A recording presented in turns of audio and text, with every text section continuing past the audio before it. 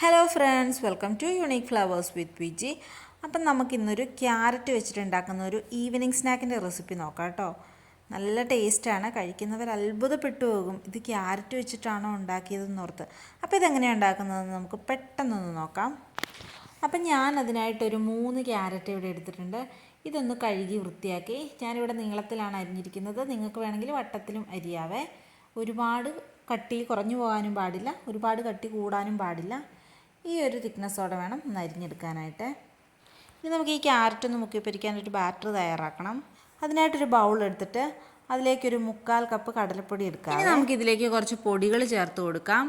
1 teaspoon നിറയെ കാശ്മീരി മുളക് പൊടിയും, ഒരു 1/4 ടീസ്പൂണോളം പെരിഞ്ജീരകപ്പൊടിയും, 1/4 ടീസ്പൂൺ ചെറിയ ജീരകം പൊടിച്ചതും, പിന്നെ നമുക്ക് ഒരു 1/2 ടീസ്പൂൺ ഗരം മസാലയും, ഒരു 2-3 പിഞ്ച് മഞ്ഞൾപ്പൊടിയും, പിന്നെ നമുക്കിതിലേക്ക് വേണ്ടത് ഒരു 3 പിഞ്ച് ബേക്കിംഗ് പൗഡറും, പിന്നെ ഒരു വലിയ ടേബിൾ സ്പൂൺ നിറയെ അരിപ്പൊടി, അത് പത്തരിപ്പൊടി വേണം എടുക്കാൻ. പിന്നെ ആവശ്യത്തിനുള്ള ഉപ്പും കൂടി ചേർത്തൊന്ന് മിക്സ് ചെയ്തെടുക്കാവേ. ഇതെല്ലാം കൂടി മിക്സ് ചെയ്ത് യോജിപ്പിച്ച ശേഷം നമുക്കതിലേക്ക് കുറച്ച് വെള്ളം ഒഴിച്ച് വീണ്ടും ഇതൊന്ന് ലൂസാക്കി എടുക്കണം. നമ്മുടെ ഈ ബാറ്റർ അധികം തിക്കാവാനും പാടില്ല, പിന്നെ ഒരുപാട് അങ്ങ് ലൂസായി പോകാനും പാടില്ല. എന്നാൽ നല്ല കുറച്ച് കട്ടിയിൽ വേണം താനും ഇത് നമുക്ക് മിക്സ് ചെയ്തെടുക്കാൻ. അപ്പോൾ കുറച്ച് വെള്ളം ഒഴിച്ച് മിക്സ് ചെയ്യുന്നതാണ് നല്ലത്. കട്ടകളൊന്നും ഇല്ലാണ്ട് മിക്സ് ചെയ്തെടുക്കുകയും വേണേ.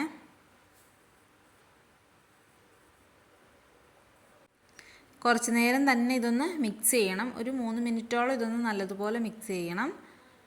വെള്ളം ഒരുപാട് ഒഴിച്ച് കൊടുക്കാനും പാടില്ല. ഏകദേശം ഈ ഒരു തിക്നെസ്സോട് കൂടി വേണം നമുക്ക് നമ്മുടെ ബാറ്റർ കിട്ടാനായിട്ട്.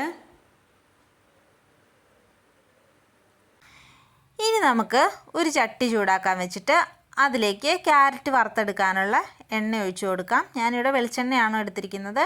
നിങ്ങൾക്ക് സൺഫ്ലവർ ഓയിലോ ഏത് ഓയിലോ ഉള്ളതെന്ന് വെച്ചാൽ അതെടുക്കാവുന്നതാണ്. എന്നിട്ട് നമ്മുടെ ഈ ബാറ്ററിലേക്ക് നമ്മൾ അരിഞ്ഞു വെച്ചിരിക്കുന്ന ക്യാരറ്റൊക്കെ ഒന്ന് കോട്ട് ചെയ്തെടുക്കണം.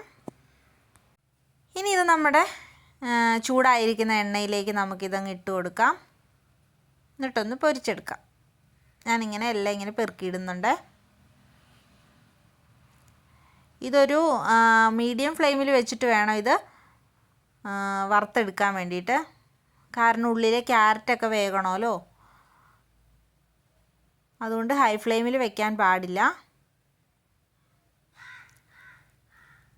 ഒരു 3-4 മിനിറ്റോളം നമുക്കിത് മീഡിയം ടു ലോ ഫ്ലെയിമിൽ വെച്ചിട്ടൊന്ന് നല്ലതുപോലെ തന്നെ വേവിച്ചെടുക്കേണ്ടതുണ്ട്. അപ്പം ഇപ്പോൾ ഒരു 4 മിനിറ്റോളമായി ക്യാരറ്റൊക്കെ എണ്ണയിൽ കിടന്നൊന്ന് വേകാൻ തുടങ്ങിയിട്ട് നമുക്കിതിന് വറുത്ത് കോരിയെടുക്കാം. അപ്പം ഞാനൊരു 3 പ്രാവശ്യമായിട്ട് ഈ ക്യാരറ്റെല്ലാം വറുത്ത് കോരിയെടുത്തിട്ടുണ്ട്.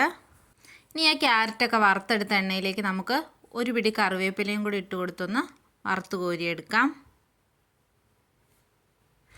നമ്മുടെ ഈ ക്യാരറ്റ് ഫ്രൈ ചെയ്ത് വെച്ചിരിക്കുന്നതിലേക്ക് നമ്മൾ ഈ വറുത്തെടുത്ത കറിവേപ്പിലയും കൂടി ഒന്ന് ഇട്ട് കൊടുക്കാവേ.